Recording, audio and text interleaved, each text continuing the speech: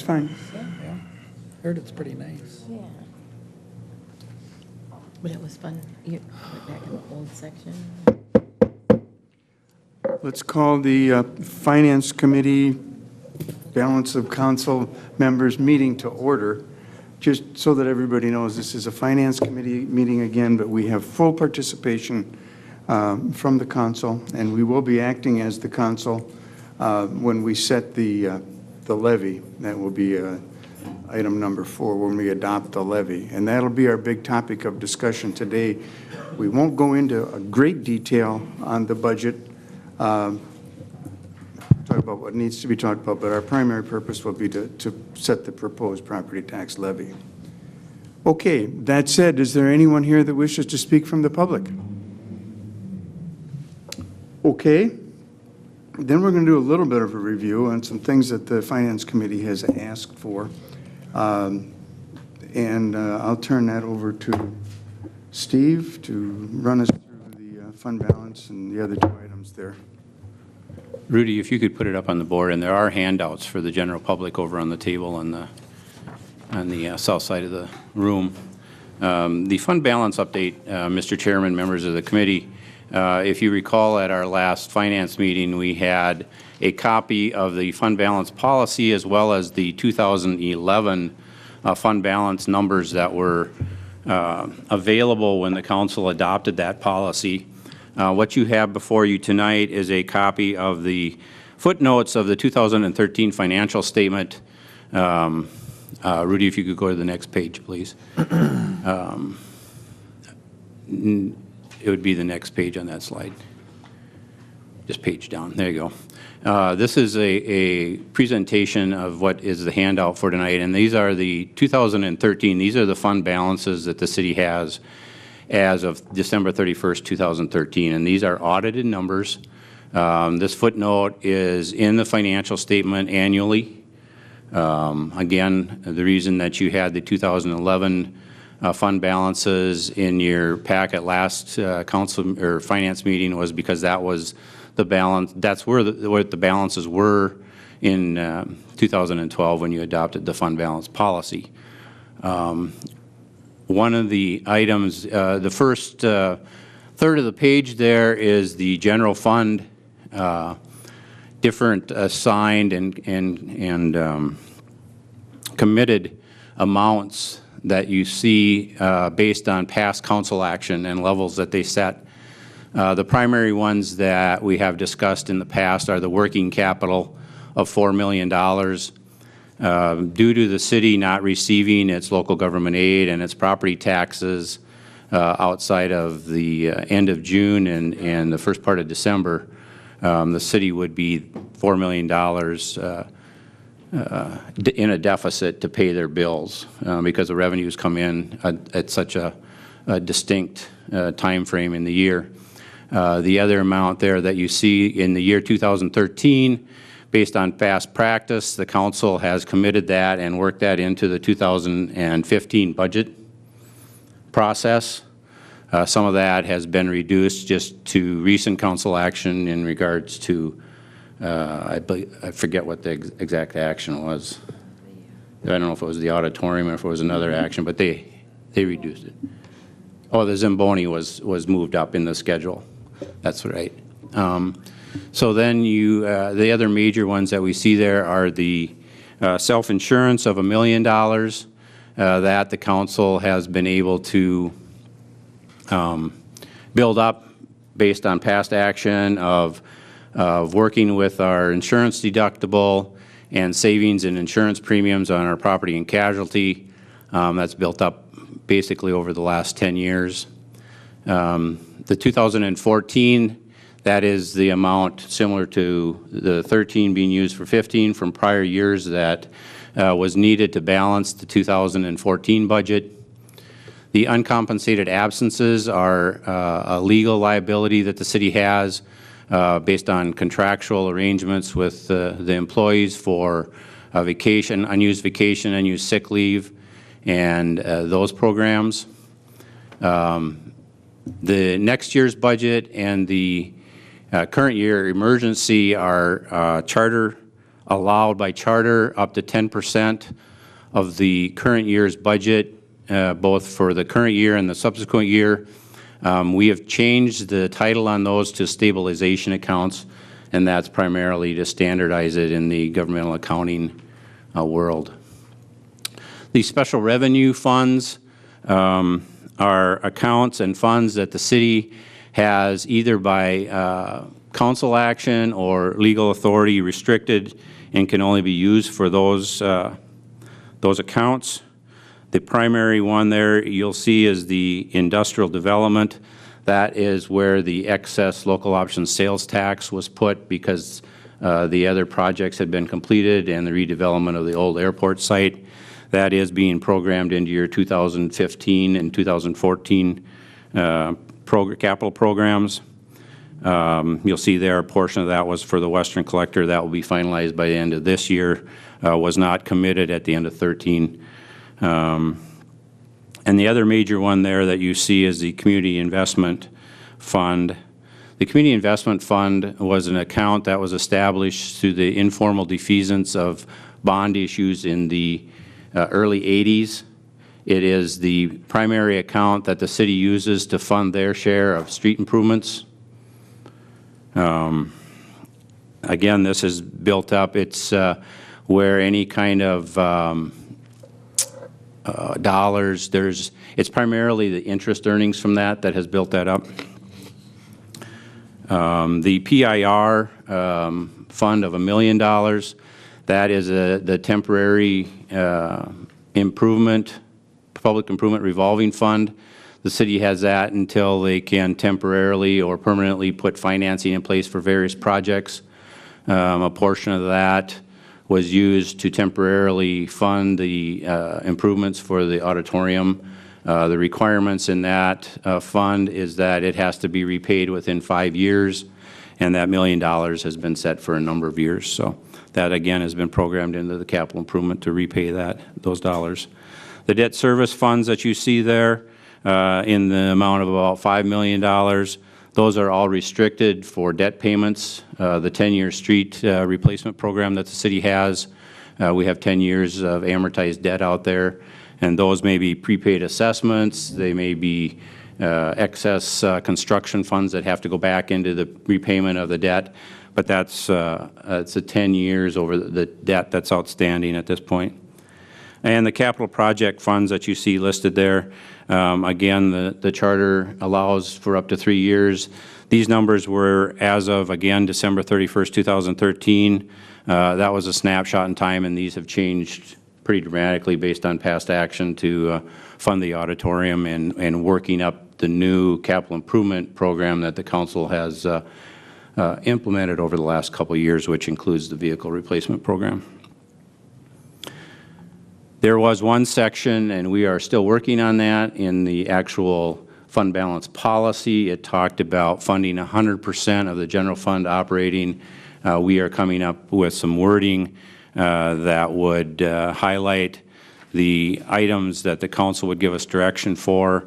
At this point, we are working on the working capital in the general fund, this self-insurance, the uncompensated absences, and the stabilization accounts, which the charter talk about. But those will be coming at a future meeting. Be happy to answer any questions that you may have. Questions from the council? Councilmember Christensen. Thank you, Mr. Chair. All these numbers under committed, although they are committed, it's my understanding that the council can shift dollars from one to the other. Is that correct? Primarily in the general fund. The debt service and those other ones, I mean, again, the council should systematically set some levels and policies as far as, rather than just shifting them around. There are some restrictions under the committed, the local option sales tax, for example. There was somewhat of a commitment to do the 4 projects, although legally it can be shifted to other places. It was sold under those 4 projects. All the debt service funds could not be moved. Again, the stabilization account and some of these other reserves certainly could be reduced, but would have a negative impact on any kind of bond rating if the council would choose to start reducing their levels that they've set. Okay, so the answer is yes to most of it. Yes, to the majority of it. Okay, thank you. I need to follow up on that a little bit because I get nervous. If we wanted to change something and take money out of it, I suspect that's what we're thinking. We've established these reserve levels for some sort of a specific reason.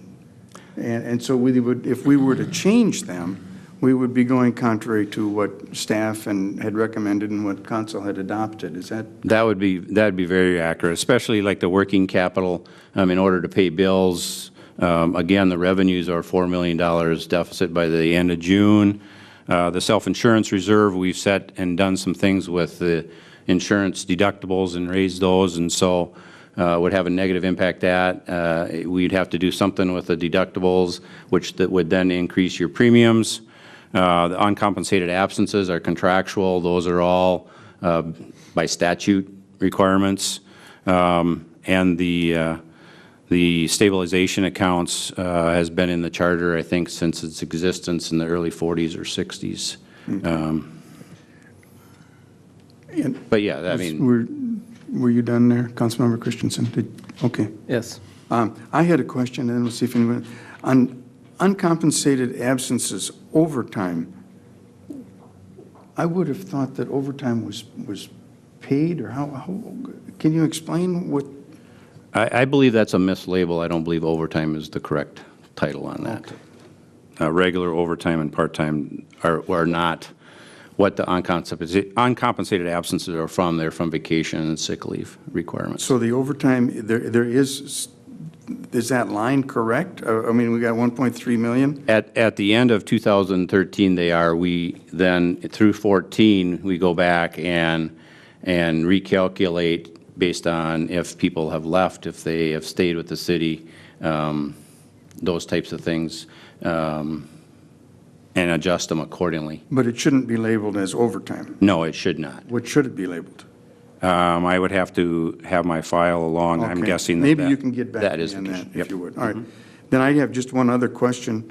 On the community investment, $7.5 million, I believe you said that has built up because of dividends. I thought we used all the earnings for that account in our street improvement projects. The earnings are presently being used. There was a time where they were, the program was, the earnings were sufficient to pay the debt and there were additional dollars. Okay. Approximately 3 years ago, I believe it was in 2011 or 2010, when the council implemented the utility fee as a secondary funding source for the 10-year street improvement program. Those dollars now, and then you'll see that Public Works Reserve of $811,000, along with the community investment, are the funding mechanisms that pay for the city's obligation. There was an acceleration, I believe, 2 years ago when we had a bunch of frost boils. It was either 2 or 3 years ago. There was a bunch of frost boils where we had to accelerate the amount that we had to do on our pavement management system. So those two mechanisms, along with the local option sales tax, was presented to the council as funding mechanisms for the street program. Okay. But that $7.5 to $8 million, again, has been there since, I think, 1990 was the establishment of that fund. The council would have that information in the information that was presented at the last meeting, and it would be available out on the website, Okay. I believe, as well. Do we have any other questions on this? Mr. Chairman, Councilmember Allen. 200, could you, Steve, briefly explain the Public Works blacktopping for $200,000? The $200,000 was, has been there for a couple of years and just has not been redesignated or appropriated. I believe that, I'd have to go back and look at the historic designation of it, but the council had set aside $200,000 for blacktopping, so that would be available for future pavement management. Was that maybe set aside for our public parking lots? for maintenance and those? Again, I would have to, I know it's been there for a couple of years, so I'd have to go back. Normally, to use a designated or committed fund balance, it would take council action, either during the budget process or at a finance committee meeting where we have appropriated reserves before. I certainly could get the history of that and give you that information. One other question, Steve, you mentioned briefly the vehicle replacement program. What item was that on capital projects or? No, I think you were saying. The capital improvement programs, as I was mentioning, is charter been required that it stay for the purpose, if not spent, for up to 3 years. A couple of years ago, the whole capital improvement program has been kind of reworked, and we've done the buildings and structures, and we've got the vehicle, and then we have the pavement management system, and we're trying to formulate, this will be about the 3rd year that we've kind of shifted things and tried to update. And if something has been budgeted and it hasn't been purchased, that it becomes back into the program rather than having these dollars sitting there being unutilized. So that's what I meant by the vehicle replacement program, and the funding would be coming out of the capital improvement program. All right, thank you. It's primarily transferred out of the operating, the general operating at this point, a large portion of funding of all the capital improvements. Thank you. Okay, anything else? Mr. Mayor? Thank you, Mr. Chair. I would like to know, in layman's terms, where are we long and where are we short? Are we okay as a city? Are we doing okay? Mr. Chairman, Mr. Mayor, I think that the past council practices has been good in the fact that any dollars that aren't committed or set at a certain level have been in the process in the upcoming budget cycle. So I think the present process handles that, in that it's neither long nor short, but the dollar amounts have been discussed and set at historical levels and levels that are needed for the purposes that they're designated for. Thank you. Okay. Yes, sir. Councilmember Rahman. As far as discussing the items in the budget or any specifics, is that something you want to discuss now? I know on the agenda you have the budget proposal and the tax levy, and adopting of that. Is there any issues that you'd like us to bring up now? I think we're going to have, and I'll bring it up now, we're going to have 2 more work sessions where we're going to actually pick at the budget itself. Today, we want to set the maximum levy, you know, and then we can reduce from that. But, I mean, if there's something you need information on, please bring it up. But as far as going line by line on certain things, I think we'll hold on that unless it relates to the levy. Well, this question may, just a thought, I brought it up at the meeting before, and we had our surprise with the auditorium of approximately $1 million. And I was looking at the vehicle replacement schedule that we've adopted for years. And just a comment is that we have $1,268,715 allocated for vehicle replacements for this year for all departments in the city. And if you'd exclude the fire department and the police, that would bring it down to the essential services of vehicles. That would bring it down to $1,155,834. And I'm just curious if the council is willing to consider delaying those vehicle purchases to help offset the improvements at the auditorium, and after viewing the facilities that we had with the ongoing improvements there, maybe we should make some drastic reductions or scale back that program. And that can be talked about another time, but I still think the levy in itself is fine as it stands, but if we can reduce it, that'd be great. Well, I didn't catch the number that you had that you would have been proposing, after you take out the fire and police. What was the number? $1,155,834, and that's on the vehicle replacement schedule that we have passed out to us. we need to talk about that, and maybe we'll talk about it a little bit in, when we start to talk about the levy, because that could have an impact on that. But we need to talk about that, when we'll do it under the levy. Thank you. Anything else? Just clarification where he's getting those figures from. What page?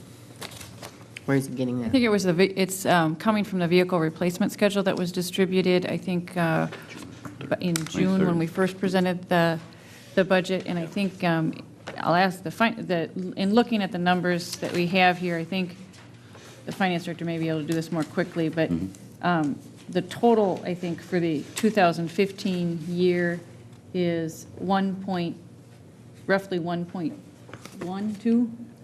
Roughly 1.2. Yep. That's been further reduced by the purchase of the Zamboni, by accelerating that.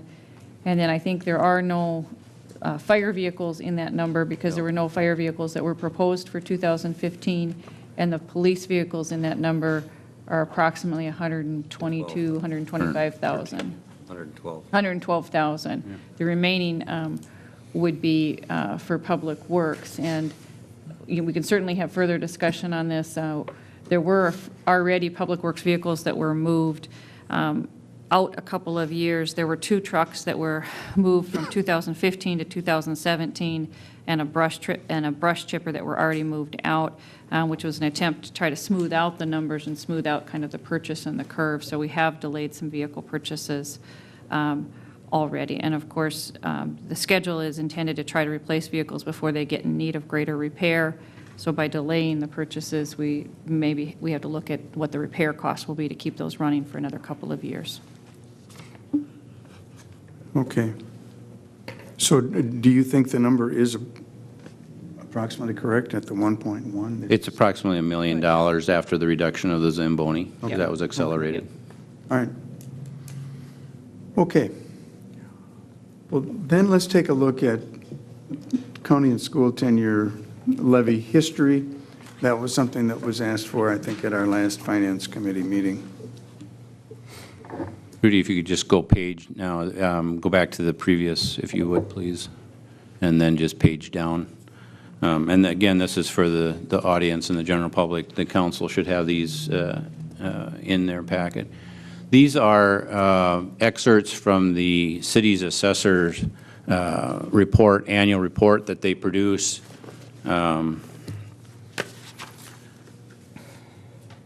As you can see there, the tax levies are by column, the city's tax levy dollar-wise, the school district, and if they had a market value referendum, I believe that was for the new school built, the county, the Housing Redevelopment Authority, the Rural Development Finance Authority, which dropped off in 2006.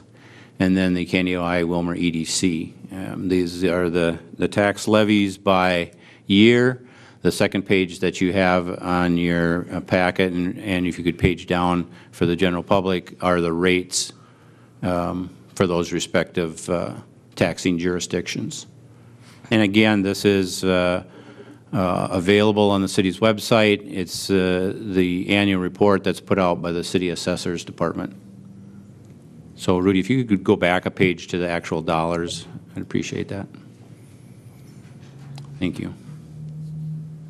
I have one question on that. I'm not understanding the Candy Ohio County Wilmer EDC showing a levy of 108, and it's like 455, and it has been that for several years. Am I not right on that?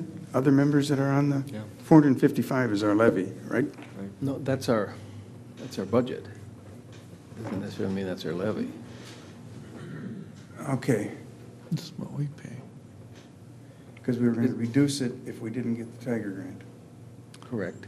But I believe that is right, Mr. Chairman, that that's the total budget and that these are Okay. the All right. tax levy Then that information. explains But we certainly can verify that. I'm not sure where the rest of the, let's look at it. We won't spend time on it here. The EDC is scheduled to come to the Finance Committee in their October meetings to present their 2015 proposed budget. Mr. Chair, Yes. Thank you. Is that a to-date number? The 2014 ones, is that what? These are the dollar amounts, again, from the assessor's report, and I believe these are the 2014 actual levies certified. Okay. We've held the EDC levy constant for about 5 or 6 years. Quite a while. Something is not making sense. Councilmember Nelson? Just a question on the title, tax levies after AIDS. What does that mean? That means that if the EDC, and I'll use the EDC for example, if they had the same tax levy certified, I don't know if they present that with their aides in their budget presentation. I'd have to look at that. These are the actual dollar amounts that are spread against the properties within the areas that are taxed. For example, Candioi County would be the county's Wilmer School District, and then the city of Wilmer. I think maybe the question or the clarification is what would be the aids, an example. We certainly could get that information. If you look at the city's aid, it's in the, the $4 million that we talk about on local government aid. Okay. Would be That's on what I top was of that. wondering. It'd be in Okay. addition to that. These numbers are just the property tax certification levy. So after kind of meaning without, correct?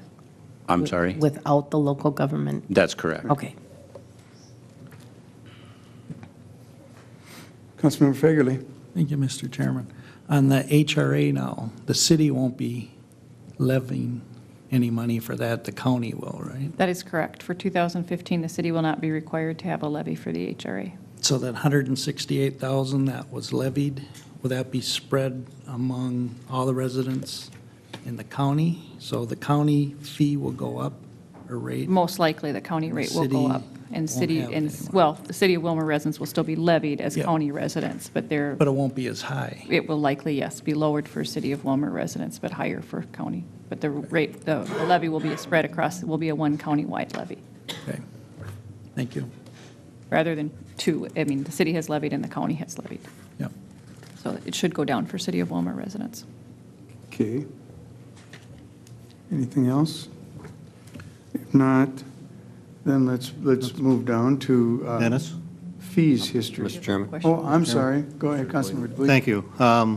Just one question with Technology Campus.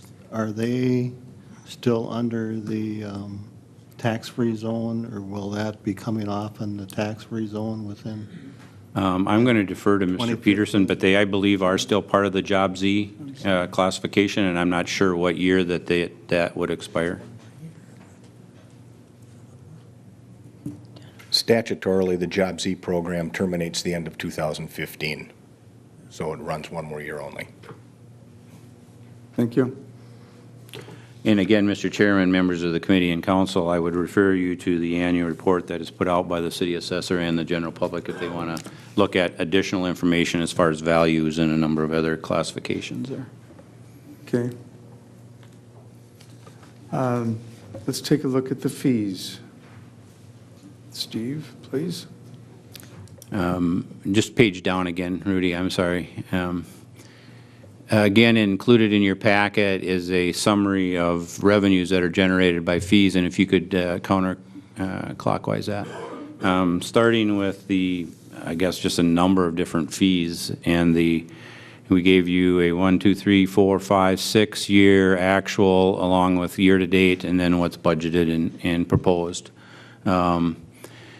When we went back and researched, we did include, following the summarization of the revenues, a couple years of resolutions. There's been a couple years where the fees have not been addressed. And so to go back and compile that, we are working presently on updating that resolution to bring again to a future finance committee so that you can review all of the actual fees. There seemed to be inconsistency in the resolution that the council has acted on. I'd be happy to answer any questions that you may have on the list of fees that we compiled. It's a very small amount of the revenues generated in the general operating fund. Can you summarize roughly the total from fees? Excluding building permits, license and fee permits, generate, the business license permits generate about $56,000. And then you put into the non-business, excluding building, mechanical, plumbing, and those types of fees, that would include an additional about $50,000, so a total of about $100,000 plus. And that doesn't include any rec programs? That does not include any rec programs. Okay.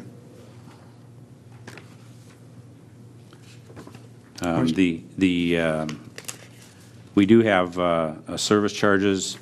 The buildings and grounds generates about $24,000. The Civic Center has projected about $289,000. Leisure services, which would be your rec fees, would be about $163,000. So those would be in addition to. Okay.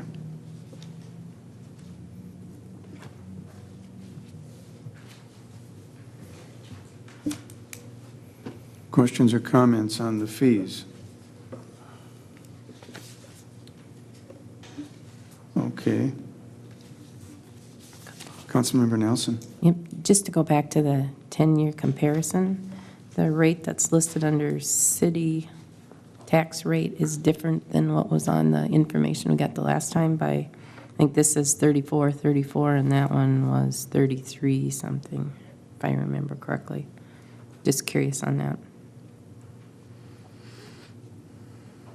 I would have to verify that with the assessing office. 3398, I think, is what's on the 2013 comparative tax information, and also somewhere else I found it too. So I was just curious, it's just a little bit different, but if there was some add-on or with some of those other categories that was calculated into that comparison. I certainly can get that information and send it out to the council after. I would guess there would be some aid or something that would affect it Affected. shortly, or a little bit like that, but I'll certainly verify that and get it back to you.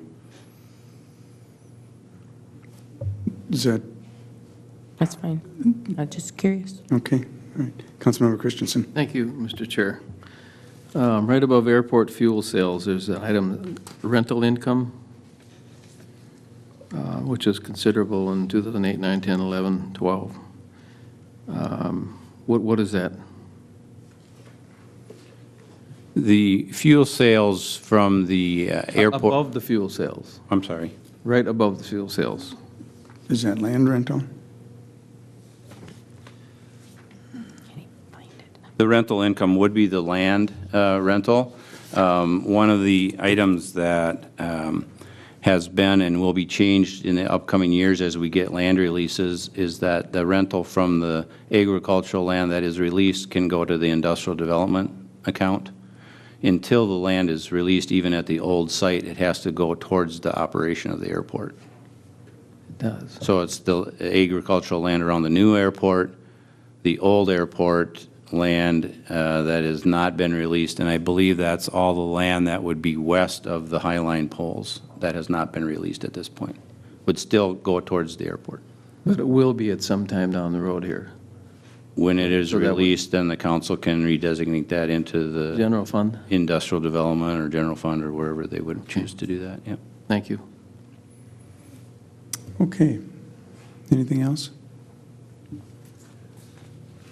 All right. Let's move into what is going to be the work of today, which would be adopting the 2015 proposed property tax levy. And as I indicated, what we're setting today is the maximum. It can be reduced, and we would be talking about it would have to be finalized by sometime in mid-December. So what we set today can be reduced but cannot be increased. And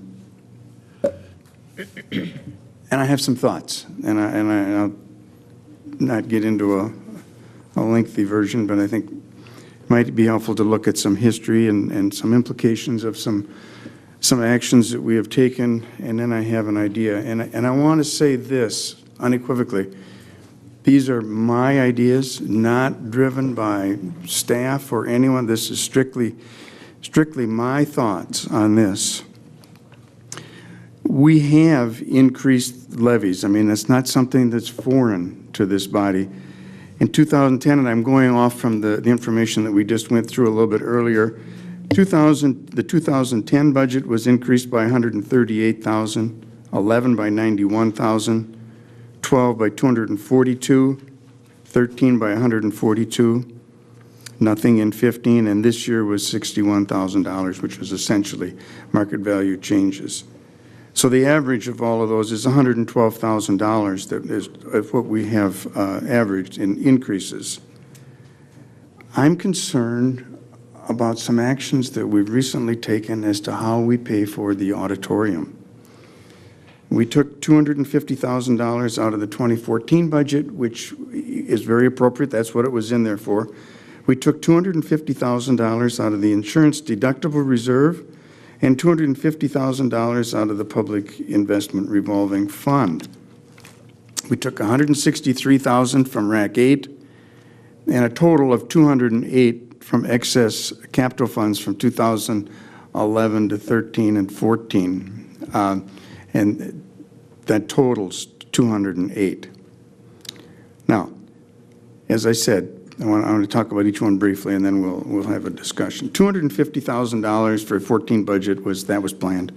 The $250,000 from the insurance deductible reserve, we are going to repay that based on dividends that we receive from the League Insurance Trust, and that's about $30,000, $35,000 a year. So instead of having that $30,000 going towards revenue, it's going to stay as an expense item, and we to pay off that $250,000. Similarly, the Public Investment Revolving Fund, we have allocated $50,000 in 15, and we will have it ongoing at $50,000 to repay that over the next 5 years. So that's an added expense. We have taken our savings, so to speak, one-time investment, but it has implications going forward. The money that comes out of the excess capital, total of $208,000, depending on the year and the timing of that, sometime over the next 5 or 6 years, that will be money that won't be available to go into our budgets as revenue. So these, again, are some one-time expenditures that we've made that are having some far-reaching implications, and I want to think about that. And I've got an idea that maybe what we can do, and we can talk about this, and maybe others have different thoughts. But I would suggest that we increase the levy by $250,000. Now, what am I going to do with that? First of all, I would pay off the insurance deductible reserve so that rather than have an expense of the money going in there, we can capture the refunds and dividends and bring that back. Then in 16, I would pay off the balance of the Public Investment Revolving Fund. That would be like $200,000. Then the balance after that and for moving forward in 17 and onward is going to have to go towards some of the many things that we've talked about, the facilities upgrades that we had pointed out to us and we're aware of, additional street improvements. Our parks, we know, are in sad shape. We have been getting by for the last great number of years, and we are delivering a quality service to our citizens in terms of the services that we provide, the street plowing and all of that sort of thing. We do a bang-up job. But we are letting our facilities, our parks, our streets go by the wayside to some extent. And I think at some point in time, we need to do something about that. We need to generate some additional income so that we can move forward. So I remember back 5 or 6 years ago, I mean, it wasn't even that long ago, the utilities came to us with a proposed water increase, and they wanted 7% in like July, and then in January, they wanted another 7%. And we criticized them. We said, you know, why don't you take small bites rather than have these big bites? And I don't remember exactly how it went. It was something to do with I'd rather be bitten by ducks rather than swallowed by a whale or something like that. And we criticized them for not being responsible and taking action when the action was deemed appropriate. So I would propose that we increase the levy by $250,000. Now, interestingly, $250,000 is also a number that Councilmember Fagerly has suggested that we might generate by Mini-Gasto franchise fees. So that's another option. But at the end of the day, we need to put some additional money in the coffers. That's what I'm thinking. So what do we want to do? Councilmember Fagerly. So do you have any numbers if we increase it by 250,000, what it would cost a house valued at 100,000 or 200,000? I think $100,000 increase on a $120,000 house was $24. I think we provided some of that to the Finance Committee at the last meeting in September. I think we showed an increased levy of $122,000. Is that the number? Would have, so we're pretty close there, would on a home, on a property value of $150,000, I believe, increase $13 per year? That's correct. Yep. The Finance Director's nodding that that's correct. Rudy, could you put up on the slide That on that was- second worksheet that we have? That was shown to the Finance Committee It would be the second page. at your last meeting in September. The third page. So roughly to make the kind of increase that Councilmember Anderson has just suggested, I guess would be roughly double that $26 per year. So what would that bring the levy to then? 35? Our levy right now is about 4.2. Yes. Yeah, so you'd be. You'd be looking at about a 5.95% increase on the actual dollar levy. Basically, it'd be about 2 basis points on the rate. And the total levy would go from roughly 4.2 to If I understand Chairman Anderson's proposal to increase an additional 250 above the mayor's proposal? Yes. above the increase of 60, above capturing the Right. new, yeah. Right. That would be on the mayor's proposal. And one other thing I wanted to talk about briefly, we talk about, you know, where we stand, and we would like to compare ourselves regionally. We are at or very near the bottom in terms of our rate, our city tax rate for any great number of regional cities in the area. I guess what that tells me is we're not spendthrifts. I don't want to say that there maybe couldn't be some savings in spending, but we are way low in terms of our tax rate compared to comparable cities. Councilmember Christensen. Thank you, Mr. Chair. I'm glad you brought that up, but we are also, we may be on the low end of the levy, but our values around here are quite a bit more than comparable cities when you compare them. The values of our properties in Wilmer are higher, so our levy can be lower. I don't know, you were comparing them to, if you go to Owatonna or Alexandria, their values, same home in Wilmer for $250,000, there may be $200,000. They have to have a higher levy. I'm thinking here that it was mentioned Midwest's last year is next year, 2015. So that's in 16, we're going to have property taxes on that place. We also have somewhat of a construction boom going on in the city right now. So our tax base is going to swell here in 15, 16, 17. And I also think we need to, look at our 15 CIP and, maybe tweak that a little bit more. I mean, there's a lot of dollars, a lot of cash dollars going out in there. So those are three ideas for regaining some of the money that we're spending. I don't think we're in dire straits. Anyway, those are three ideas of mine that could be used for regaining back some of the dollars that we're spending. I know it seems like a lot of money on that, on the auditorium thing, but staff did bring those recommendations to us, and it seems palatable. I mean, Yep, that's true. They did bring it, always under the constraint that we weren't going to raise any taxes. I have a question. I'd like to follow up on that with Bruce, if I could. Any idea, or maybe it's Kevin, I don't know, what Midwest taxes could potentially bring in terms of additional revenue to the city? You're going to have to come up to the podium, Bruce. He's got to think. Yeah,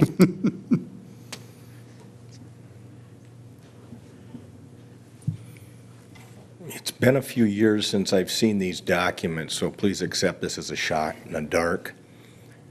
I want to say the local share is somewhere in that $70,000 to $80,000, the city share. It's pretty substantial. Okay. And, I can get that information and get it out to you because we do file Job Z reports for them on an annual basis. So. That'd be fine. Thank you. I just wanted to get a ballpark idea. Councilmember Fagerly? Just a clarification, when we say taxes, everyone assumes the city gets it all. But if you have a $1,000 tax bill, the city would get, what, 21 cents on a dollar? So Pretty close. $210 out of that. The rest, majority goes to the county, some goes to the school district, and some goes to EDC. That's correct. So- Yep. that's correct. What we're showing up there, though, is the city portion. Yeah. Yeah, so just, But I mean, when you talk taxes. like, yeah, when you oh, talk the total, taxes are yeah, when you talk the total, high. the. But we don't get it all. That's correct. Correct. When you That's right. talk the total taxes, what we were giving you was just the 13 or the $26 roughly that it would be for what was just suggested would be the impact on just the city portion. It wouldn't be, it wouldn't include the county or school district, but it would add to the city tax and the overall tax rate. Mr. Chairman, members of the committee, we do have a second slide. Rudy, if you'd go one more page with the comparisons that we handed out to the committee at the last meeting. Down, Down. down, please. We had regional centers and we had area county seats. And I know that this is awful small for the screen, so again, we have this information available to the public as well. And I believe that council members have received this on their last finance meeting. We did at that meeting also have a graphical, but that's too small to show on the screen here today, so. Maybe since it is small, you can walk through some of that, of what's up there and what it shows in terms of taxable value and such. Well, what we did in comparison and putting these charts together is the first half of the chart is similar taxable, tax-valued communities that include both metro and outstate, but anywhere between the $11 million to roughly $13 million in taxable value. So we were comparing to.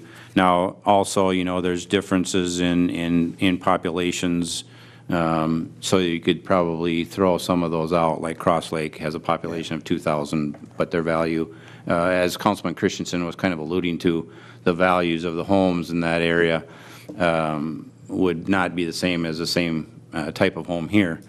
And then the second part of that slide is the area county seat communities, and again, the populations and the valuations aren't, you'd have to take that into consideration. So we just tried to do a couple different scenarios.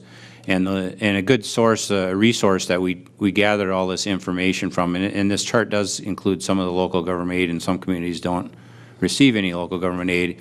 The League of Minnesota Cities on their website has all this information available for anybody who wants to search it out and find it and review it. Councilmember Nelson? Can we look at the next page, too, that has this map of the, We reviewed it. We certainly can bring it up there. It's not going to be very, if you could page down, Rudy, and see if we can just kind of flip that page. You can flip that one. Yeah. Let me do it a couple times. Yeah. But again, this is a graphical of regional centers that we have used in the past. The information is kind of, if you want to go down to the numerical numbers on the bottom of they're the regional centers that we've compared in the past. Again, we break it down between the county, city, school district, and other districts for a total tax rate as well. It's listed in order of the city rate only. It could be rearranged to put it in order of the total tax rate and see where Wilmer would fall in there as well. It would be somewhere, I'm guessing, in the lower 1/3 to the middle of the range. But again, all this data is calculated and received from the League of Minnesota Cities. Annually, they put out their membership, all their valuations and tax rates and those types of things. So that's where the data is received from. You know, I would mention too, we did talk a little bit about other revenue sources in terms of charging for fire calls. That wasn't a big number. It was much less, if I remember right, than what we had seen about 4 years ago. But we're talking somewhere $7,000 to $12,000, maybe a little bit more. Not a big amount.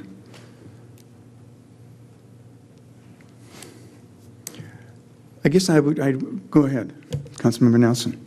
I guess I'd like to see us consider the levy. I mean, if I understand correctly, we said it tonight. We can go back, we can fine tune on the budget. We can make a decision to come back down if we choose not to do that. Correct. When I look at some of these comparisons and I look at what the county has been doing, I think we probably do need to be proactive to make sure that we are finding a way to catch up with our facilities, our parks, our streets, so people want to live within the city of Wilmer. I mean, I think one of the concerns I've heard from different fee structures and residential housing and those types of things are what's going on here. And when you look at the county versus the city, you know, we are the regional center. And so I guess I have some concerns we are behind with a variety of things. Certainly we have to be frugal. Certainly maybe there's some things to do. We had a major expense this year, and I think we need to find a way to pay for that, but not take a step back and not do other things that should have been done maybe 5 years ago.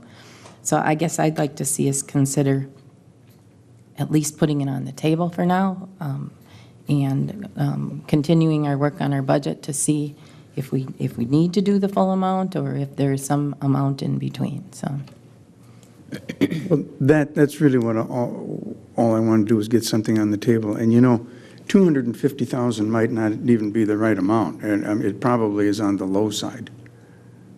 So, you know, if we can get additional funds, that's good, but at least it gets us, I think, recognizing. Did you have a question, Mr. Mayor? No, I didn't.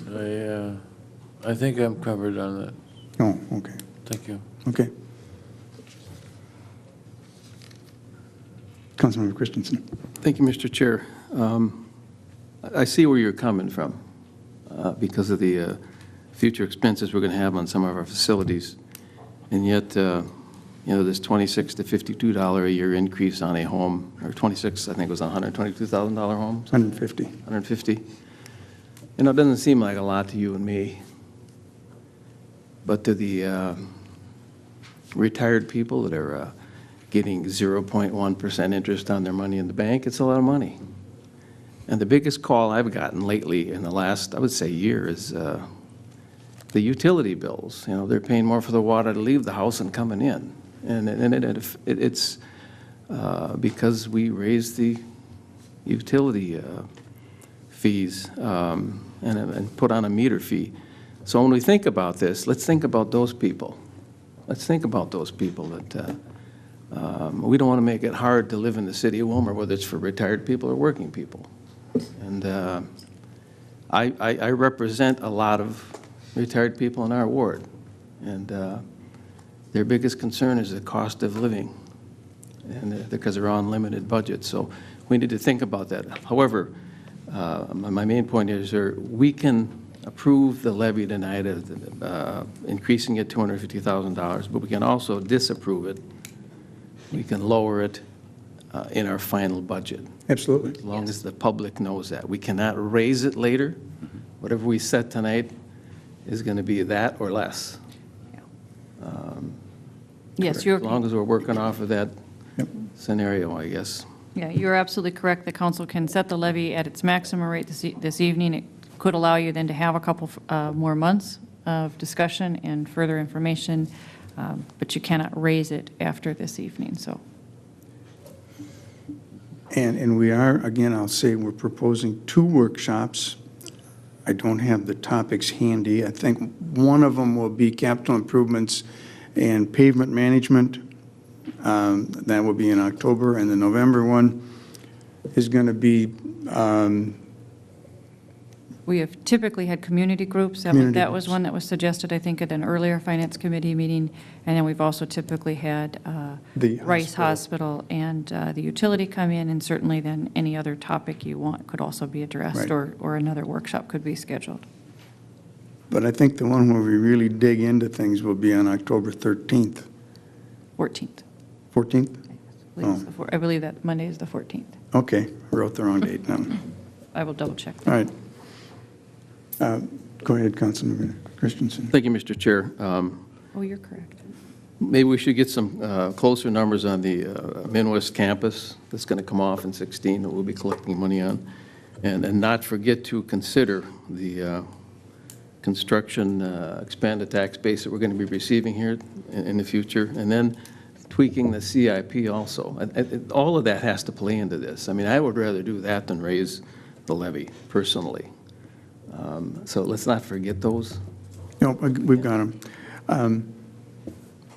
You know, and like I say, maybe 250 might not be the right number. The right number might be 400. I don't know, but I appreciate what you're saying, and we will get some information on that. Does the council have any interest in this notion of a franchise fee as an alternative? I mean, there are some advantages and disadvantages. One of the advantages is everybody pays. I mean, there's no tax exempt, and I think that was one of the features that Councilmember Fagerly had touted as we looked at this. I'm not trying to put you on the spot as favoring it, but No, everyone pays that has gas. If you're all electric yeah. or fuel oil, you wouldn't pay. But we have an awful lot of churches, government buildings, and nonprofits that don't pay property tax. So, but they use gas, so they'd be paying that way. So. Councilmember Christensen, oh, I'm sorry, Councilmember Nelson had her hand up a couple times here. Just, you know, I go back to that, the rate study we did and all of that. It feels like to me, we need to allow this city to grow, that allowing the city to grow, whether it's through improvements that more people want to live here, more business wants to come here, those types of things. I'd be curious, just even with the large projects we've had this year, to look at what that implication is going to be for, you know, the taxes down the road and those types of things. So if we can see, you know, growth in the next few years, and we are working to make this community, fixing our parks and our streets and our facilities, that more people want to come here, you know, I think that's a positive growth, you know, with that we need to work at to maintain property values, maintain costs, so those types of things too. So it feels like we need to look at how can we move forward with this too, so. Okay, yep. Councilmember Christensen. Thank you, Mr. Chair. The last time we had this meeting, I was sitting over there, and I spoke about the hidden cost of government. And this is a good idea, I mean, franchise fees. However, once again, we don't know what government costs because all these fees come into play. We've got a charter fee, we have a franchise fee, we'll have a gas franchise fee. Who else? We're directing most of our revenue that we're trying to get toward fees, and we don't know what the real cost of government is. You go home and sit down and you start to write down everything you pay, the sales tax and property tax and license, and then nobody knows the true cost because we're starting to feed people to death. Similar to the banking industry. So I would caution, you know, us in raising a fee. It's a hidden tax, basically, because we're using it for general fund. I'd rather be open and honest and say, this is what it costs to run the city of Wilmer.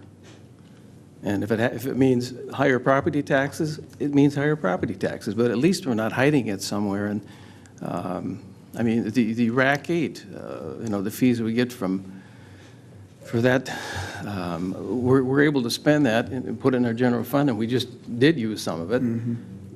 It's a tax. It is truly a tax. And so just be cautious on raising these fees that aren't called a tax, but they really are. That's it. That's a very fair point. The other topic that I don't think is germane to this, but is something that we need to think about looking forward, is a local option sales tax, for, I don't know exactly what. I have some thoughts in mind, but I don't think that it's going to probably help us on some of the facilities that we have now. But that's something that I think needs to be strongly considered. Hopefully, we could have it on the ballot in 2016. So, Councilmember DeBleek. Yep. Thank you, Councilmember Anderson.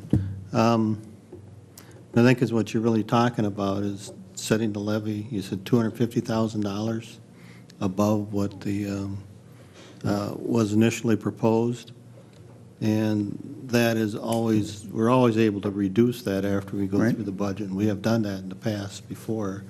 We have reduced that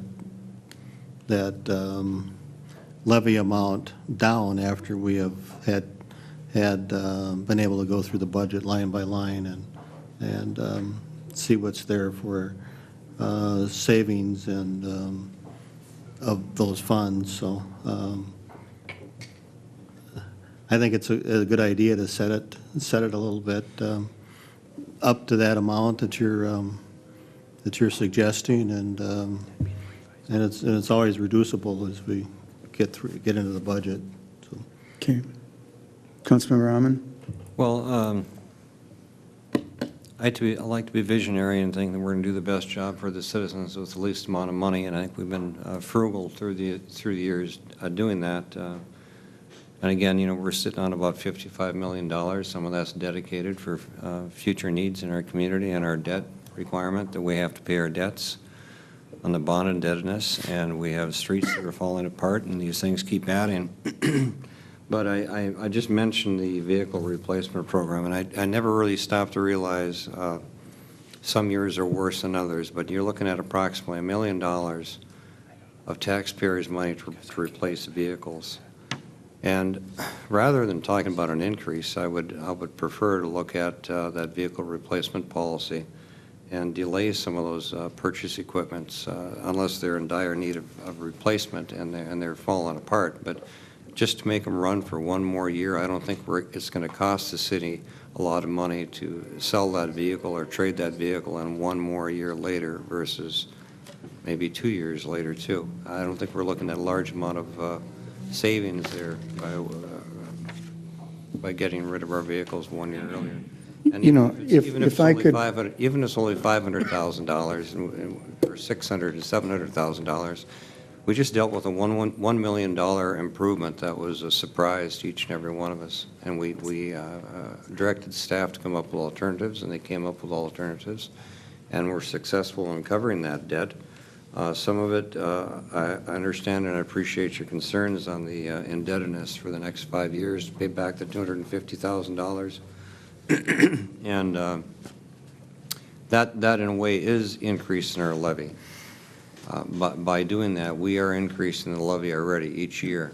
So by adding another $250,000 onto it, we're adding another $250,000 onto it. So I would rather look at the most economical way, and I think the dire needs of the community are in line, but we also have to look at what the cost of inflation is, or the cost of our employee compensation each year, what that goes up. Should we be spending more than what we're taking in? And those numbers should be discussed too.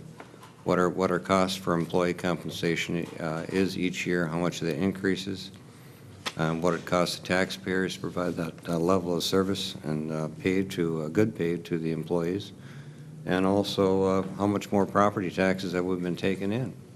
You know, we're looking at $48,000. It's not a huge increase.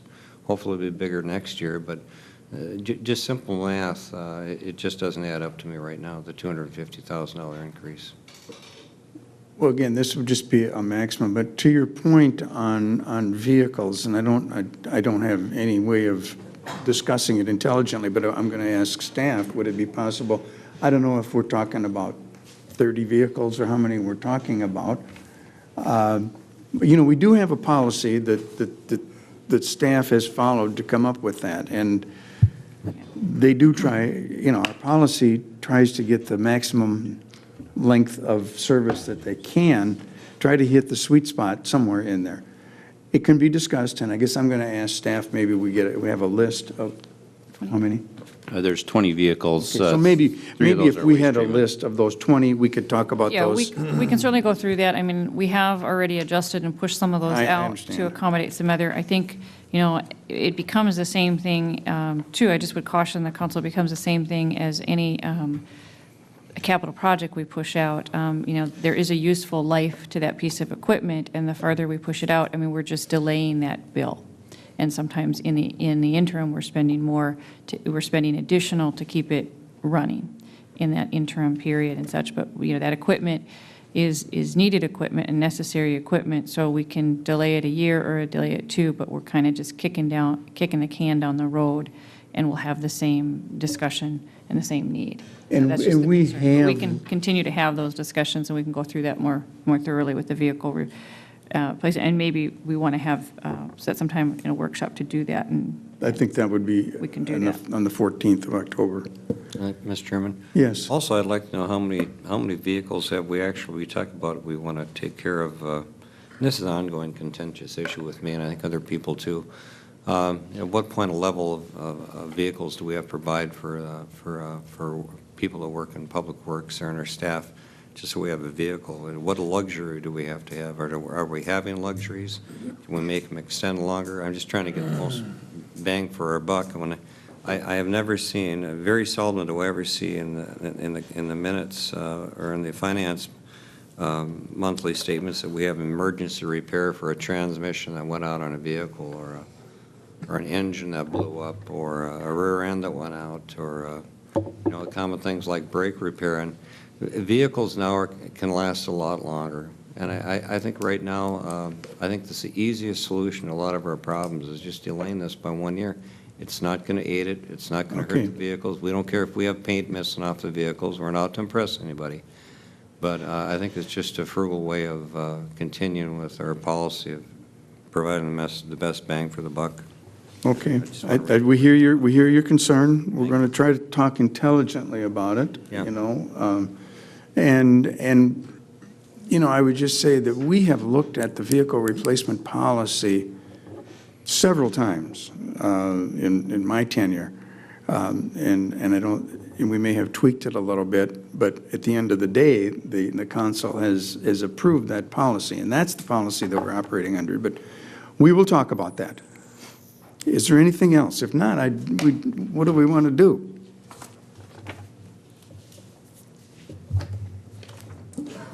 What do you need? I'll make a motion to increase the levy by 250,000. Second. Did you second? Did you- Yeah, is that what you needed? A motion? we need a motion to set the levy. And so if I can just, if I think maybe the finance director and I could just clarify, I think the motion would be to set the levy, then what you would be doing is a motion to set the levy at $4,451,028. That's correct. That's, That was, believe what the finance director has written down here. That would amend what the mayor had proposed and presented to the council earlier. That's by $250,000. That's correct. And that's the max, and we can't. That's the max, yeah. Further discussion? No, everybody votes on this. Okay, Councilmember Christensen. That was my question. Yep, everybody votes, because this is like the council. Yeah. Just one question. we're saying $250,000. Are we being specific so we can explain to the taxpayers just what the money's going to go for? Well, I had a proposal, but, I think that's going to be, that can be thrown out. The council will decide. I mean, my proposal was to pay back those two items where we borrowed money, and then, starting in 17, the end of 16 and into 17, use it for facilities, parks, street improvements, and all the other things. But that was just my thought. That can be changed or whatever. I just want to get us started on a path. Mr. Mayor. I'd like to ask you, where does it end? Where does it, I mean, does 16 and 17 become more taxable type positions? I think what we're saying, or what I'm saying, is that the city needs additional funding to take care of things that we have been neglecting for the last, well, since we started losing local government aid in 2008 or 2009. That we took money away from capital improvements. That's how we balanced our budget. So we need to get caught up. Where does it end? I don't know that it does end. You look at our parks. It was embarrassing that like 85% of our park equipment was 1985 or older. I was along on that ride, and I understand that the equipment is bad, It's old. is old. Yeah, it is old. But the fact of the matter is do we need 37 parks? Well, that's a whole nother discussion. But I'm just saying that even if we had 12 parks, we got old equipment in it. And we want to be a place where people want to live. We want to have good facilities. We want to have good streets. We want to have good parks. I mean, we want to be a desirable place to live with a relatively favorable tax rate. And I think we can do it all. I don't know if that answered your question. It does. All right, let's vote. All in favor of a tax levy of $4,451,028? Say aye. Aye. Opposed? Aye. No. I think it was two. Now, do we have to have any certain number of votes for this? Just simple majority of the. Let's just do a roll call. Councilman Christensen. No. Councilman Fagerly. Aye. Councilman Nelson. Aye. Councilman DeBleek. Aye. Councilman Amon. No. Councilman Anderson. Aye. That's 4-2. 4 in favor, 2 against. Okay. The resolution passes. So that's where we are. Okay. Now, the rest of the meeting is Finance Committee. Everybody's welcome to stay, but I'm going to be talking to the Finance Committee primarily, and that's where the action will come from, so. I have a question on this vote. Is this something that the mayor can veto or not? Yes. Is that correct, Kevin? The mayor has questioned whether he can veto the action that the council has just taken. You need to come up to the mic.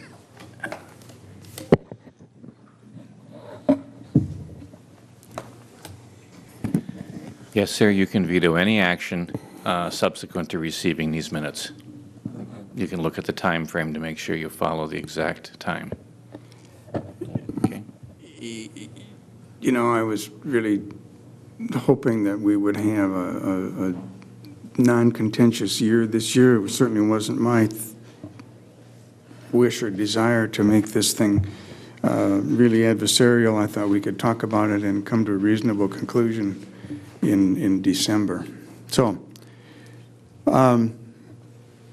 let's talk about the Civic Center office I relocation. think Mr. Okins wants to explain how the certification would work. Okay. Mr. Chairman, members of the council, the certification to the county auditor of the preliminary levy needs to be done by September 30th. if there is no action contrary to the action taken tonight, city staff would certify the resolution as it passes. If the mayor would veto the resolution prior to September 30th, I don't know, Kevin, do you know a timeline or effect or how that would affect that certification to the county, the resolution? Well, following the charter, you would have to receive the minutes from the city clerk, and then I believe you have 96 hours or something like that to file them. So technically, you're not even going to get it. You have a statutory obligation to send a levy, so you can't, one's going to mutually exclude the other. If you're going to veto, you're almost going to have to veto here because an action has to be taken. We generally do this on the 15th or earlier of September. This is later than other years. They have changed the date to September 30th. So we And have, the we finance- always need to have that a little farther ahead if ever there's a veto possibility, because we cannot submit nothing to the county auditor. What the staff would have to do, again, would have to certify the levy as it was action taken tonight. If a veto would be instituted, we would have to send a revised notice to the county auditor. With what? There's no other action. You have a veto with, you have a adopted levy of whatever you stated, and a veto leaves you with no action for the county. But could the, I believe that the statute and the truth in taxation is that they would then certify it at the current year level. I believe that is the procedure. what about an override? What does an override require? I'm going to have to get the book if you'll allow me. It's in the other room. Well, not- I'm hoping it's that this is just an academic discussion. That's what I'm hoping. Well, I realize, but the vote is going to be more than the 4. So because you have a lack of full quorum does not change the vote of that. And so not having 8 here, and I believe you need 5, you won't have that either. So, But we don't know. well, that's true. Thank you. Councilmember Nelson? Just a comment. We brought this forward and said, let's look and see what we need. In good faith, we're going forward that we need, I don't know if we'll do it all or not, but, to move on with the budget process. So it's I don't know. I think we, in good faith, will go forward and do our best job with the budget. So, it's kind of, I guess I was hoping that we'd have that opportunity to look and see what we need to do. So, I'm still hopeful we will. Mr. Chairman, members of the council, just to again reiterate what was explained earlier, is that the council can always reduce whatever levy is set tonight, but cannot increase it. And so the opportunity to lower the levy, again, is still there at future meetings or the final budget hearing, which is scheduled for the first meeting in December. I suggest we move on the agenda. I would agree. Let's talk about the Civic Center office relocation project. Would that be Steve? Please. Mr. Chair, members of the committee, you've got a recommendation in front of you from staff to relocate the office and at the Civic Center and move that into where the rental area and ticket sales for the facility is. In basic principle, we're looking at flip-flopping those two areas. When we built the addition in 2007, we had discussions during that process, is this going to work out for us? And we thought it best to leave things the way they were when we were doing that project. evaluate the use of the facility and decide at a further date what would be best for that facility. We believe that relocating the office to the front lobby area gives better visibility of the use of the facility. And as people come into that facility, the office is right there, so people don't have to go looking for staff when they're, whether it's a salesperson or a user of the facility, the office will be right at the entrance and would allow for better access to our staff, to the public using that facility. So as you can see, the recommendation is to go ahead and hire Cornerstone Construction to do this work. There were a couple of bids sought and received, and the total dollar amount is a little over $16,400, plus there'll be some electrical charges as well once the work is done to move some outlets and things like that, but that should not be a substantial dollar amount. So that's our recommendation to the committee and hopefully to the council. The actual action is to approve the transfer of funds, not Yes. the award. The dollars that we're proposing to use come from a project that's in the capital budget this year. When Kevin Madsen was the Civic Center manager, we were going to do some work on the Cedar Shakes at that facility.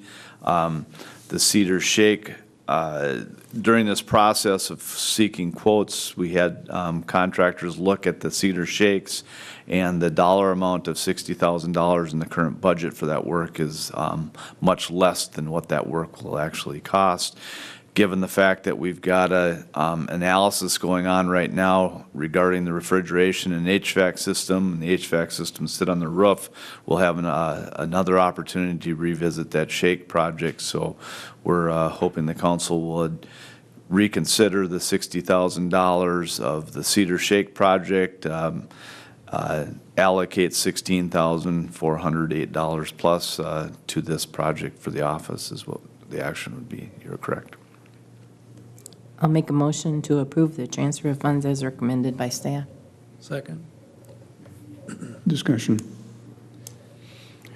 Steve, you should know, we got a really good tour of that facility, and it was pointed out to us and described very well when we were out there on Monday, so. I understood that. It's good that we went. I think we have an idea what that's all about. Okay, we have a motion and a second to transfer that $16,000 some odd dollars. Further discussion?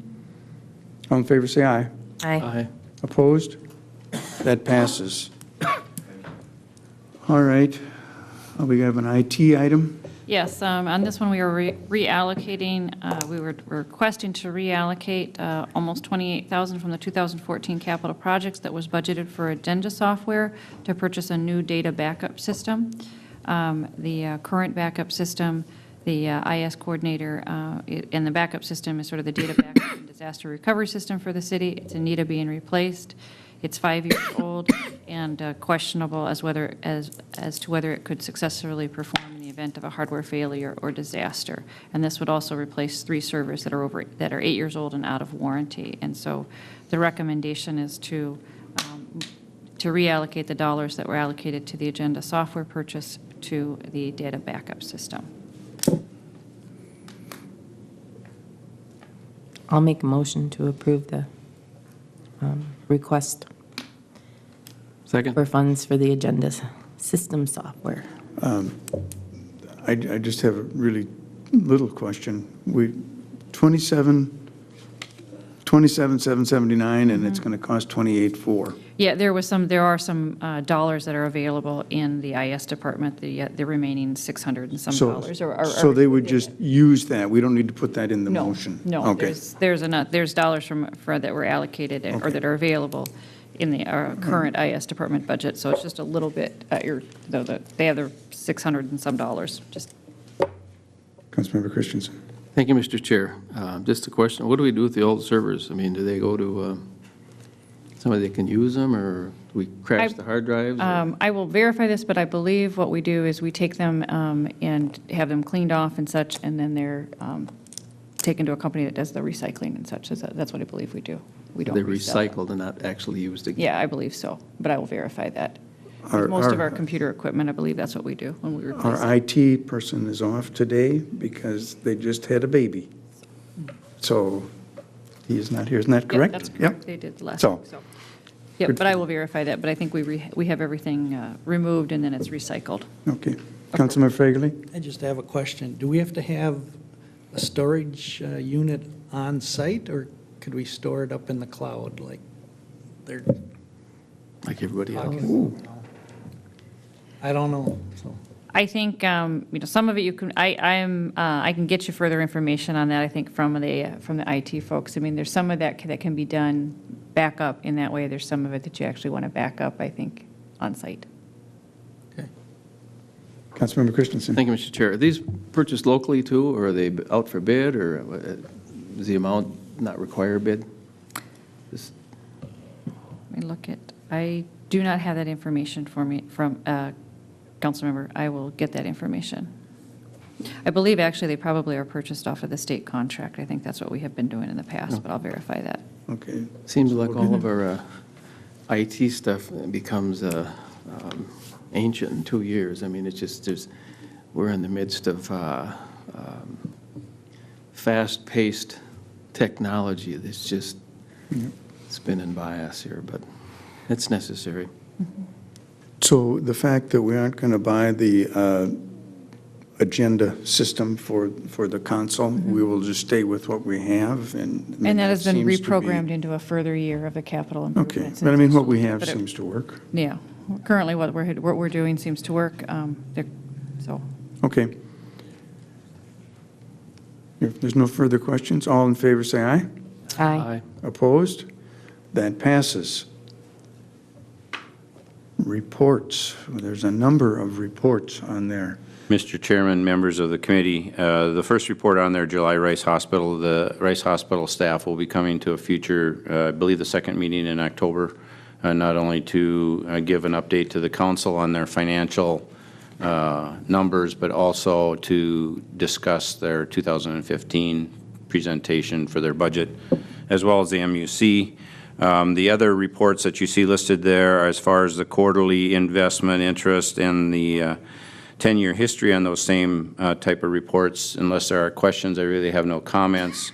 And then the August Rice Trust is on there as well. Does anyone have any questions on any of Councilmember Nelson? In going through the Rice Hospital, they had like July, June, they just had 4 months. They didn't have last year on a comparison of some of those. And I just wondered if they could, when they, because maybe their new report will have something different when they come, but. We will compare pass with that their- where request they're on at to the last hospital year. staff and ask for comparison numbers to be included. I'll ask them to bring that to the October meeting as well. Then we will take that for information. Is there any old business? Councilmember Christensen? Thank you, Mr. Chair. Just back on the reports here in the Rice one. Oh, I'm sorry. I'm just going to ask Mr. Okins a question. I'm assuming you look through all of these. I mean, there's so many pages on here, and a lot of it is not understandable by the average me. I do review the reports. I also discuss some of the items with the finance person at the hospital, and we do have them come to future finance meetings to explain the numbers. I'll leave it at that. I believe the October meeting, he will be able to explain the status better than I could. And if there's something out of line, you just point it out to us, pretty much. I mean, And That's why I we have also, I'd hospital also staff say now. that when Rice comes to present to the full council at our November workshop, we'll have an opportunity, the full council can ask questions as we look at their 2015 budget. thank you. New business, again, I would remind the council, we're going to have those 2 work sessions. They are October 13th. You were correct on that. I was right. It would be October 13th and then the November 10th date. Yep. October 13th and November 10th are the council work sessions. Just a kind of a off-the-wall comment, I would remind the council that there is the Walk the Corridor tomorrow at 3:30. Please RSVP to one of the participating agencies. I think the EDC is taking the reservations, but I'm not sure. Is there anything else? If not, I'd take a motion to adjourn. So moved. Second. We are adjourned. Word. Did you you get down all those